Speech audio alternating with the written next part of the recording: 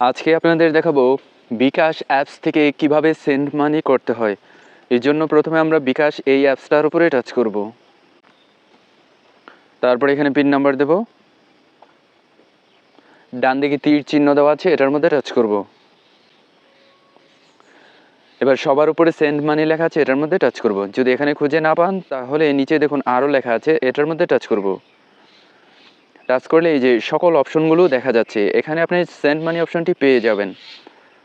তারপর send money আমি এটার মধ্যে টাচ করলাম। যাকে আমি সেন্ড মানি করতে চাচ্ছি সেই নাম্বারটি আমি এখান থেকে খুঁজে নেব। যদি নাম্বার সেভ করা না থাকে তাহলে এই যে নাম বা নাম্বার দিন, এখানে নাম্বারটি টাইপ করে দেবেন। তো ওই যে আমার নাম্বারটি সেভ করা আছে এবং প্রিয় নাম্বার যুক্ত করা আছে। প্রিয় নাম্বার যুক্ত করা থাকলে সেন্ড মানিতে কোনো চার্জ কাটবে না, সর্বোচ্চ 25,000 টাকা পর্যন্ত। তো এই যে আমি এই নাম্বারটার উপরে টাচ করলাম।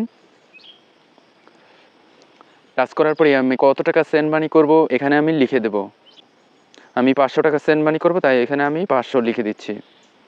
তারপরে এগিয়ে যান, এটার মধ্যে টাচ করব।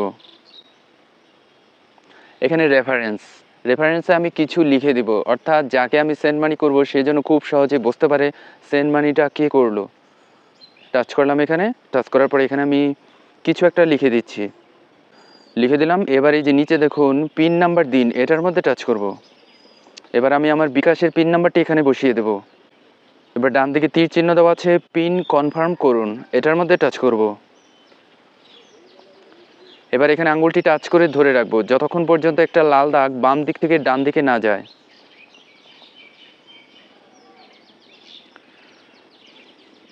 দেখুন সেন্ড মানি সফল হয়েছে। আশা করি বুঝতে পেরেছেন। পরবর্তী ভিডিওর জন্য চ্যানেলটি সাবস্ক্রাইব করার অনুরোধ রইল।